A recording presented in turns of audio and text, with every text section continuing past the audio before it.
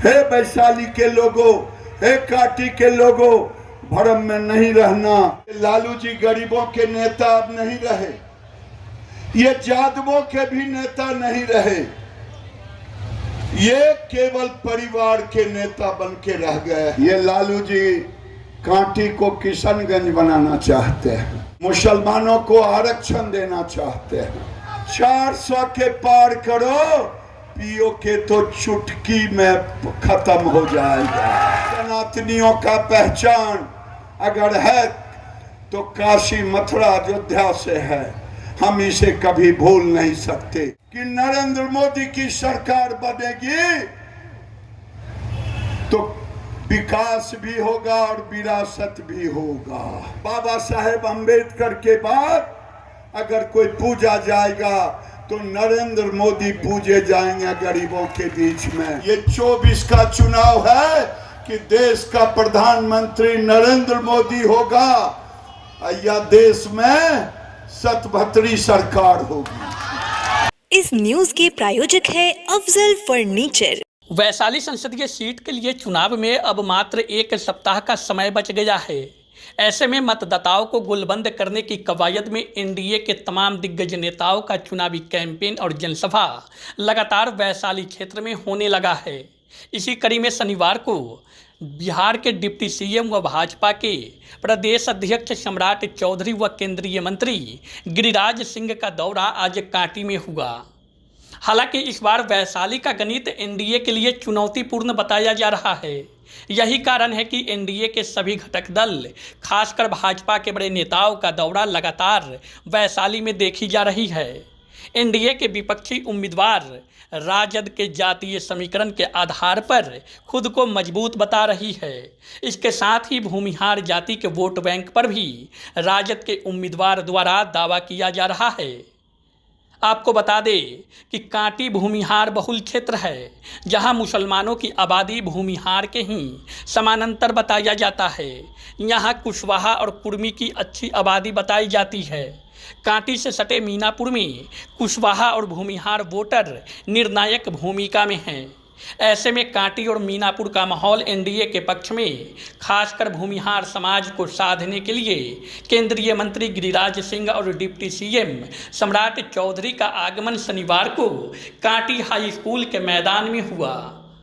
यह उम्मीद पहले से लगाया जा रहा था कि गिरिराज सिंह भूमिहार समाज को लेकर अपनी बात रखेंगे, लेकिन ऐसा हुआ नहीं। उन्होंने सिर्फ लालू यादव के शासनकाल, परिवारवाद, मुसलमानों को आरक्षण, राम मंदिर, काशी मथुरा, पीओके, धारा 370 जैसी बातों को दोहराया, केंद्र की योजनाओं को बताया और अंत में कहा कि वैशाली और कांटी के मतदाता भ्रम में न रहे। जो राम को लाए हैं हम उनको लाएंगे। लालू यादव को गरीब विरोधी और मुसलमानों का हितकर बताया। कहा कि कांटी को किशनगंज नहीं बनने देंगे। एनडीए को वैशाली से जिताकर 400 पार लक्ष्य को पूरा करना है। मेरे भाइयों, मेरे कांटी के लोगों, कांटी दिशा देने का काम वैशाली को करता है। ऐसे वैशाली का ही अंग है। वैशाली लोकतंत्र की जननी है और इस वैशाली लोकतंत्र की जननी के ऊपर हम सब प्रार्थना करते हैं। हे वैशाली के लोगों, हे काटी के लोगों, भरम में नहीं रहना। लालू जी जैसे गरीबों के दुश्मन मुसलमानों के हितकर को ऐसी पटकनियां दो फिर होश न आए। ये कांटी बड़ा ही ऐतिहासिक जगह है। लोग कहता है यहीं से हवा चलती है। अपना अपना वोट जो लोग देने के लिए सोच रहे हैं उनसे प्रार्थना है देश के लिए वोट दें, 25 के लिए वोट मत दें। ये 25 का चुनाव नहीं है, ये 24 का चुनाव है कि देश का प्रधानमंत्री नरेंद्र मोदी होगा या देश में सतभतरी सरकार होगी। अरे भाई, हमारे यहाँ कहावत है, हम कोई नहीं कह रहे हैं कि ये दूसरे तरह की भाषा आप लोग नहीं लेंगे। हम लोग यहाँ कहावत है, ये कौन होगा। इसलिए लालू जी ये जानते हैं कि मेरे जीते जिन हम अपने बेटे को युवराज बना के जाएं, और वो युवराज इतना बड़ा झूठा है कि कहता है वो एगो होता है शंख जो बजाते हैं पंडित जी, और एक होता है डपोर शंख। तो ये डपोर शंख है। तो ये 25 का चुनाव लड़ रहे हैं। मेरे भाइयों, ये लालू जी गरीबों के नेता अब नहीं रहे, ये जादवों के भी नेता नहीं रहे, ये केवल परिवार के नेता बन के रह गए हैं। आपको नहीं लगता है क्या यहां बैठे किसी यादव को, पिछड़े को, गरीब को उप मुख्यमंत्री बनाया क्या? अरे बनाया क्या? जब बनाया ही नहीं, आज तक 34 साल में मुख्यमंत्री अपने, मुख्यमंत्री पत्नी, उप मुख्यमंत्री बेटा, लड़ रही है बेटी, दो बेटी, एक मंत्री बेटा, एक राज्यसभा कुटुंब।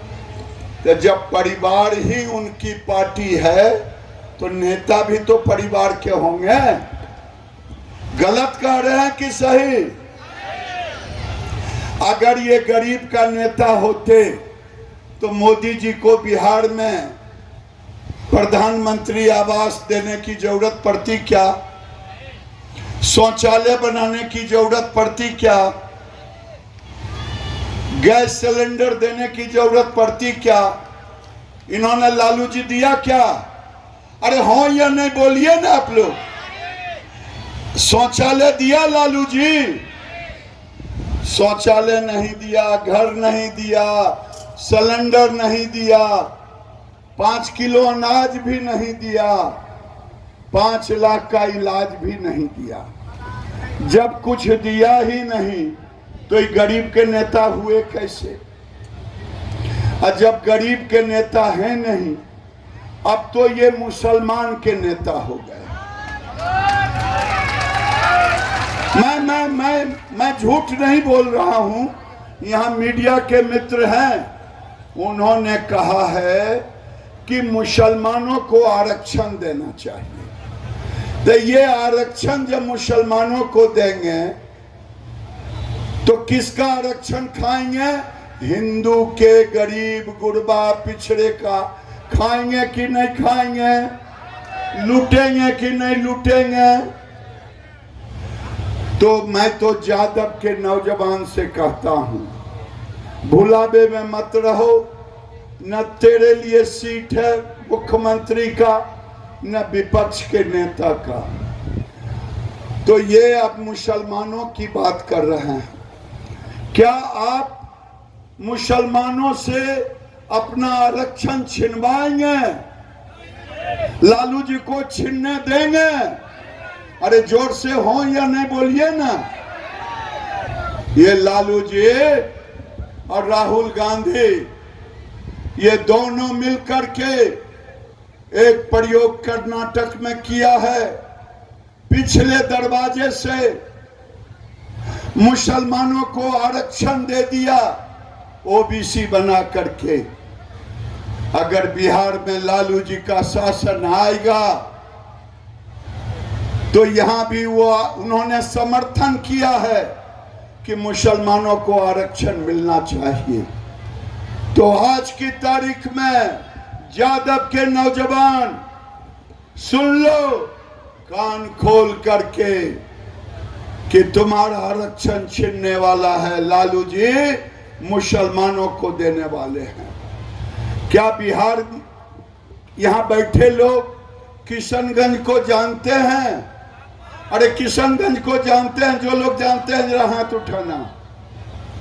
क्या कांटी को किशनगंज बनाना चाहते हैं? अरे बनाना चाहते हैं?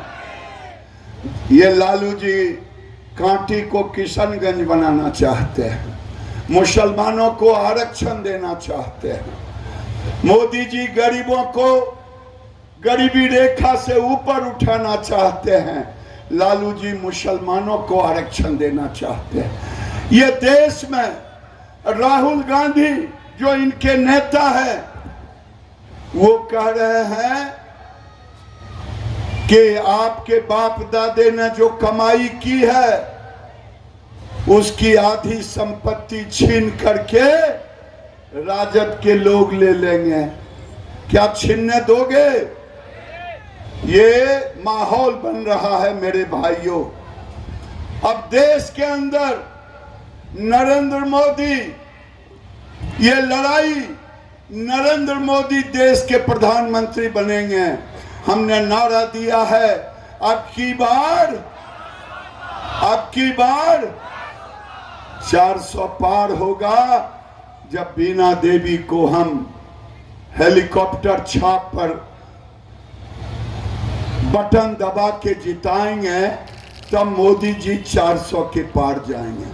ये गरीब का दुश्मन जो आज तक गरीबों का हक छीनने का काम लालू प्रसाद ने किया, और आज 24 की लड़ाई के बदले 25 की लड़ाई देख रहे हैं, और कुछ लोग भ्रमित हो रहे हैं। भ्रमित मत होइएगा, 25 वाले अभी 24 में ही पटकनियां दे दो जो 25 में होश ना आए। मेरे भाइयों, नरेंद्र मोदी वो प्रधानमंत्री हैं जो अगर चंद्रयान ले जाते हैं चंद्रमा पे, तो माता सबरी की बेटी का पैखाना भी बनाते हैं। प्रधानमंत्री वो प्रधानमंत्री हैं, विकास अगर करते हैं, संसद भवन बनाते हैं, तो देश के अंदर पंचायत भवन भी बनाते हैं। ये प्रधानमंत्री इस बार अगर प्रधानमंत्री बनेंगे, बनना तो तय है, तो गरीबों के छूटे हुए काम पूरा करेंगे। और आने वाले दिन में जो हम नारा लगाते थे 370 धारा हटाने का, 370 धारा देश में हटा कि नहीं हटा? भारत एक हुआ कि नहीं एक हुआ? और क्या चाहते हैं, जरा जोर से बोलो तो बता दूंगा। सीए लागू हो गया, और बोलो पीओके। अरे यार, पीओके तो जैसे ही गद्दी पर जाएंगे वहां तिरंगा झंडा चल रहा है। पीओके मथुरा काशी भी होगा। 400 के पार करो, पीओके तो चुटकी में खत्म हो जाएगा। और काशी और मथुरा 400 के पार होने के बाद, क्योंकि हमने कहा है विकास और विरासत, अगर हमारी पहचान सनातनियों का पहचान अगर है तो काशी मथुरा अयोध्या से है। हम इसे कभी भूल नहीं सकते। मैं इतना ही कहूंगा कि नरेंद्र मोदी की सरकार बनेगी तो विकास भी होगा और विरासत भी होगा। नरेंद्र मोदी एक ऐसा प्रधानमंत्री हैं जो गरीबों के मसीहा हैं। बाबा साहेब अम्बेडकर के बाद अगर कोई पूजा जाएगा तो नरेंद्र मोदी पूजे जाएंगे गरीबों के बीच में। जिसने राम को लाया है, जिसने राम को लाया है,